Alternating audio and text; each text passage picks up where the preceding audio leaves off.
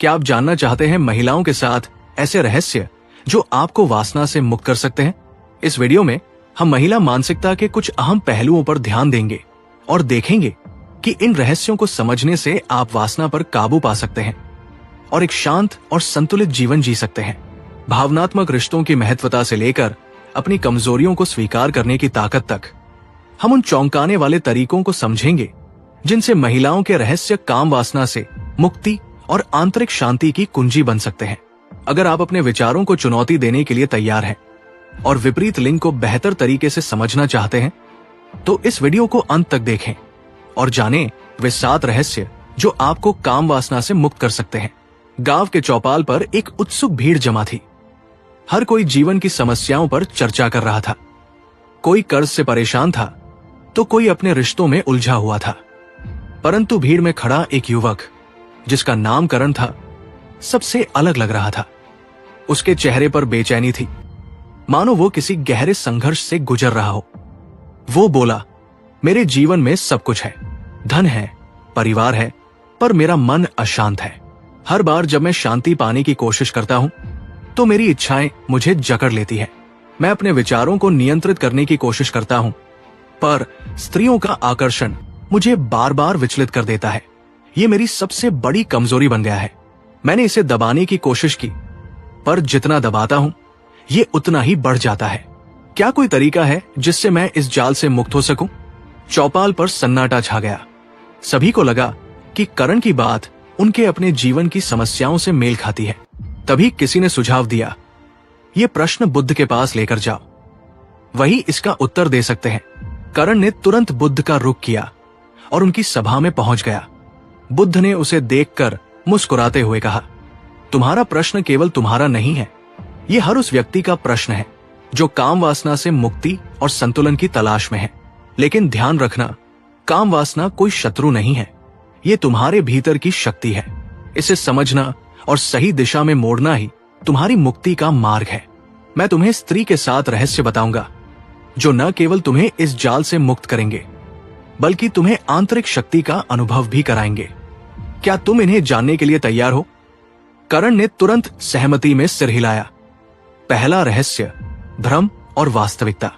बुद्ध ने पूछा, तुमने जलते हुए अलाव को देखा है? युवक ने कहा, हाँ भगवान।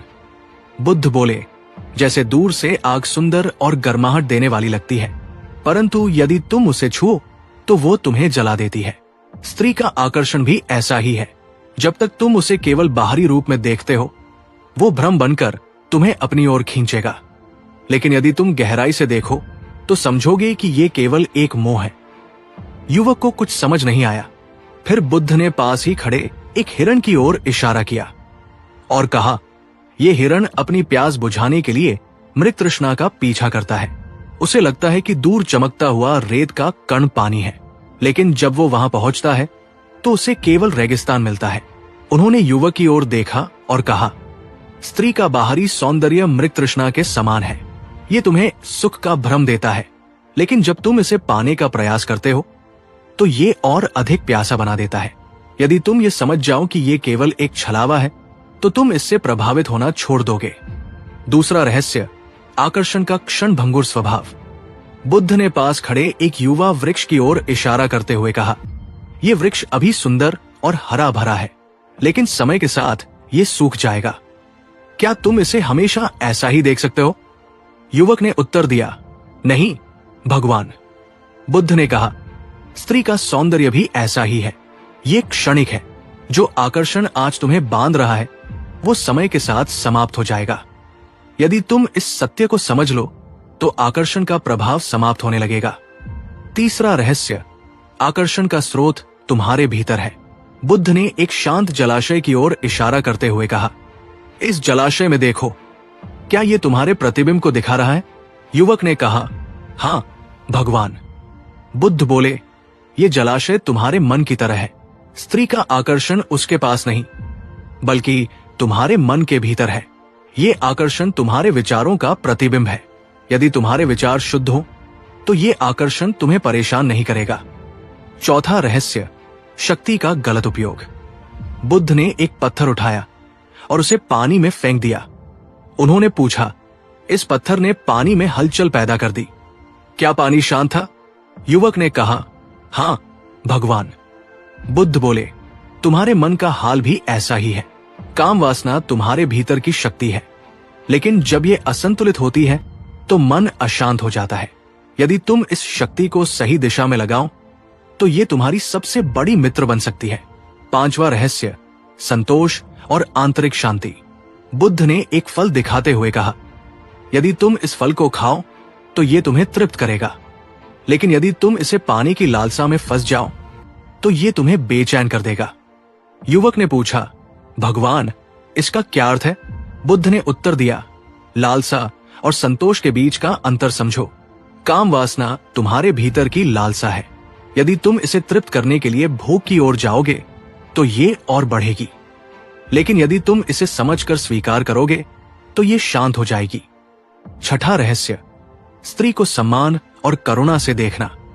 बुद्ध ने कहा, स्त्री केवल आकर्षण का माध्यम नहीं है, वो जीवन का स्रोत है। यदि तुम उसे केवल अपने सुख का साधन मानोगे तो वो तुम्हारे लिए बंधन बनेगी, लेकिन यदि तुम उसे करुणा और सम्मान के साथ देखोगे तो वो तुम्हारे लिए ज्ञान और शक्ति का कारण बनेगी। उन्होंने एक मां का उदाहरण दिया जो अपने बच्चे के लिए सब कुछ त्याग देती है। स्त्री का यह रूप तुम्हें करुणा और त्याग का पाठ सिखा सकता है। 7वां रहस्य, मुक्ति का अंतिम द्वार। बुद्ध ने कहा, अंत में याद रखो कि मुक्ति बाहर नहीं, भीतर है। स्त्री का आकर्षण तुम्हें बाहर की ओर खींचता है, लेकिन यदि तुम इसे समझकर भीतर की ओर मोड़ो तो ये तुम्हें बंधन से नहीं बल्कि स्वतंत्रता की ओर ले जाएगा। काम वासना तुम्हारी सबसे बड़ी परीक्षा है। यदि तुम इसे पार कर लो तो तुम आत्मज्ञान प्राप्त कर सकते हो। युवक ने पूछा, भगवान तो क्या ये आकर्षण मेरी परीक्षा है? बुद्ध मुस्कुराए और बोले, हाँ, लेकिन ये परीक्षा केवल तुम्हारे भीतर की इच्छाओं को समझने और नियंत्रित करने की है। जब तुम स्त्री को समझोगे तो तुम स्वयं को समझ जाओगे, और जब तुम स्वयं को समझोगे तो तुम मुक्त हो जाओगे। युवक ने 7 रहस्यों को ध्यान में रखते हुए अभ्यास शुरू किया।